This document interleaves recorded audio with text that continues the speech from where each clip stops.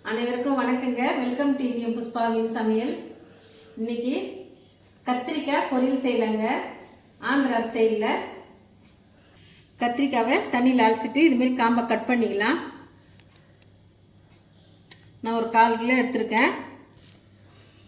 Stove பற்ற வச்சு கடாயை எண்ணெய் ஊற்றிருக்கேன். எண்ணெய் நல்லா சூடான பிறகு சிம்மில் வச்சுக்கலாம்.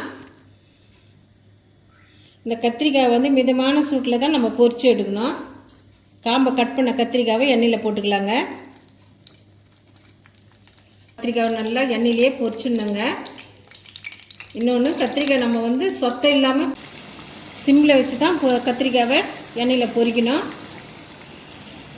கத்திரிக்காய் ப்ரௌன் கலரில் ஆகிடுதுங்க. இப்போ எடுத்துடலாங்க. இது கொஞ்ச நேரம் ஆற வைக்கலாம். ஆற வச்சுட்டு இந்த தோலெல்லாம் எடுத்துடலாங்க.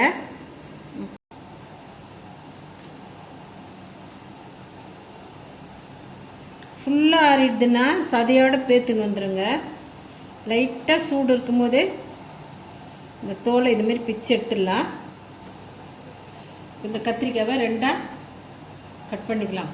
ஃபுல்லாகவே கட் பண்ணக்கூடாது, பாதி தான் கட் பண்ணுங்க. நீங்கள் வீட்டில் செய்யணுன்னாக்கா நிறைய ஒரு 1/2 கிலோ இல்லை 1 கிலோ போட்டு செய்யலாம். இதுமாரி பாதியாக தான் கட் பண்ணணும்.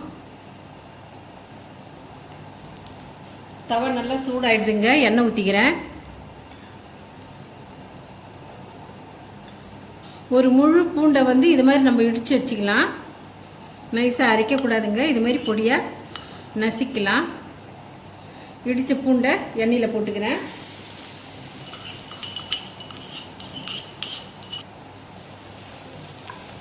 இந்த பூண்டை எண்ணெயிலேயே நல்லா வதக்கலாங்க.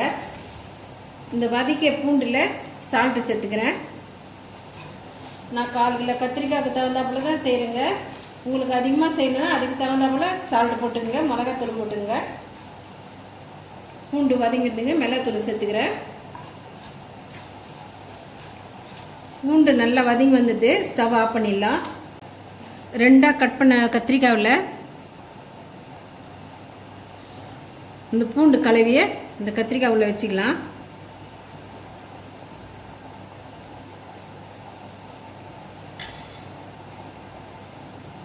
இதை வச்சு இப்படி மூடிக்கணுங்க.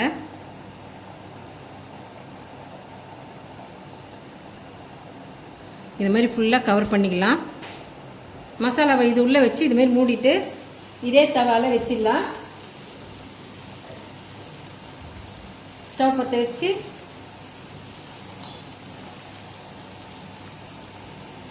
உடையாமல் ஸ்பூன்லேயே திருப்பி விட்டுடலாங்க.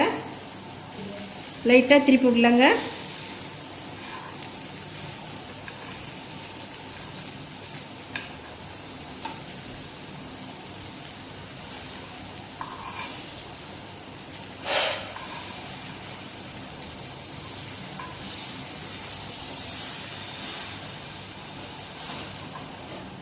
ஆந்திரா கத்திரிக்காய் பொரியல் ரெடி ஆகிடுதுங்க. 2 பக்கமும் நல்லா வெந்துடுது.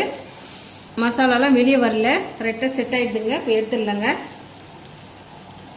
நல்லா காரசாரமான ஆந்திரா கத்திரிக்காய் பொரியல் ரெடி ஆகிடுதுங்க. சாப்பாட்டுக்கு சூப்பராக இருக்கும். இந்த ரெசிபி உங்களுக்கு பிடிச்சிருந்தா நம்ம சேனலை சப்போர்ட் பண்ணுங்கள்.